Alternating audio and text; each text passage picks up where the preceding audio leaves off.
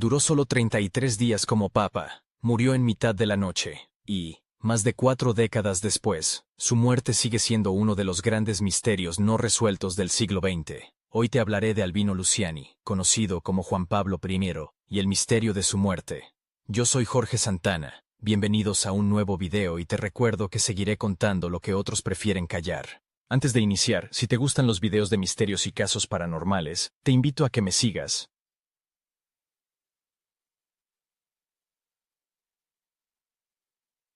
El 26 de agosto de 1978, Albino Luciani fue elegido como el nuevo líder de la Iglesia Católica.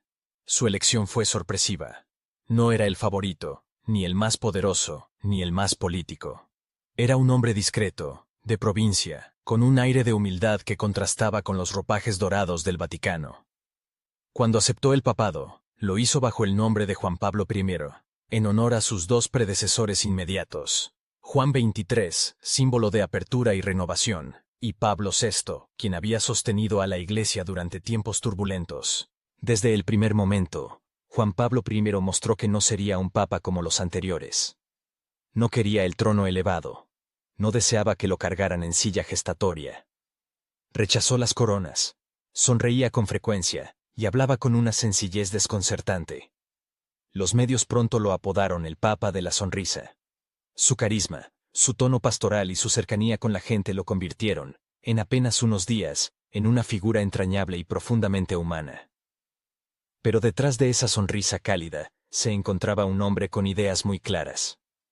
Juan Pablo I no solo quería un papado austero, quería una reforma real, y no una reforma superficial, sino una que alcanzara las entrañas mismas de la institución más antigua de Occidente.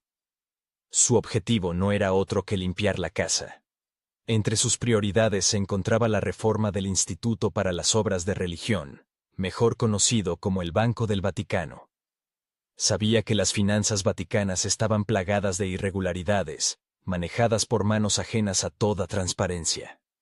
También planeaba revisar y remover a altos cargos cuya lealtad estaba más comprometida con intereses personales o financieros que con la fe. Luciani estaba decidido a abrir ventanas que llevaban años cerradas. Tenía en mente una iglesia que se acercara más a los pobres y se alejara de los privilegios. Una iglesia menos preocupada por el poder y más comprometida con el Evangelio. En privado, ya había solicitado dimisiones de personajes clave. Se dice que tenía una lista con nombres vinculados a escándalos financieros y redes de influencia. Algunos de esos nombres estaban relacionados con la logia masónica Propaganda Due, P2, con banqueros corruptos y hasta con figuras del crimen organizado. Y entonces, tan solo 33 días después de su elección, sucedió lo impensable. La madrugada del 28 de septiembre de 1978, Juan Pablo I fue encontrado sin vida en su cama. Tenía 65 años. Oficialmente, se informó que había muerto de un infarto. Sin embargo, las inconsistencias comenzaron a surgir casi de inmediato. Para empezar, nunca se realizó una autopsia. El Vaticano se negó tajantemente a permitir una investigación médica exhaustiva del cuerpo. Las contradicciones sobre quién lo encontró y a qué hora comenzaron a circular desde las primeras horas del día. Algunos dijeron que fue una monja quien lo halló. Otros aseguraron que fue su secretario personal. Las versiones eran imprecisas, cambiantes, confusas. Se mencionó un vaso de agua, unos documentos en su mesita de noche, incluso una carta. Pero poco después, esos detalles desaparecieron. Literalmente. Cuando se intentó rastrear sus pertenencias o revisar las notas que tenía al momento de su muerte, ya no estaban. Todo fue retirado con rapidez. El cuerpo fue embalsamado en cuestión de horas. No hubo tiempo ni para la duda, ni para el duelo. Muchos investigadores, periodistas e incluso miembros retirados de la Iglesia han señalado que esta rapidez, este silencio, este cierre abrupto y sin explicaciones, solo alimentó más las sospechas. Uno de los investigadores más conocidos del caso fue David Yallop, autor del libro En el nombre de Dios. En él, Yallop sostiene que Juan Pablo I fue asesinado. Que su muerte no fue natural, y que estaba relacionada directamente con su intención de desmantelar redes de corrupción dentro del Vaticano. Yallop no presentó pruebas concluyentes, pero sí una gran cantidad de indicios y conexiones inquietantes. Otros periodistas también han señalado los vínculos entre el Banco del Vaticano, la mafia italiana, la Logia P2, y el caso del banquero Roberto Calvi, conocido como el Banquero de Dios, quien aparecería ahorcado años después bajo un puente en Londres en circunstancias misteriosas. Calvi estaba implicado en un enorme escándalo financiero que salpicaba directamente al Vaticano. Juan Pablo I, según diversas fuentes, sabía mucho más de lo que pudo decir en vida, y su muerte, repentina y envuelta en contradicciones, dejó un vacío y muchas preguntas sin respuesta. Tras su muerte, el Vaticano cerró filas. No se habló más del tema.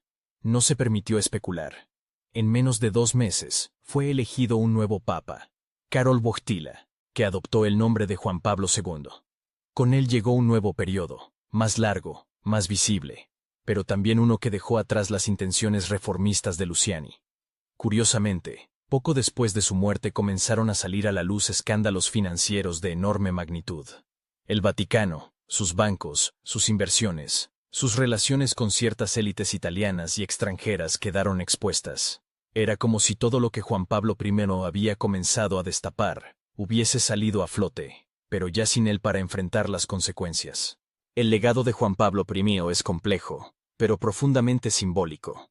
No buscaba el poder, pero cuando lo tuvo, intentó ejercerlo con conciencia, y, tal vez por eso, su tiempo en el trono de Pedro fue tan breve.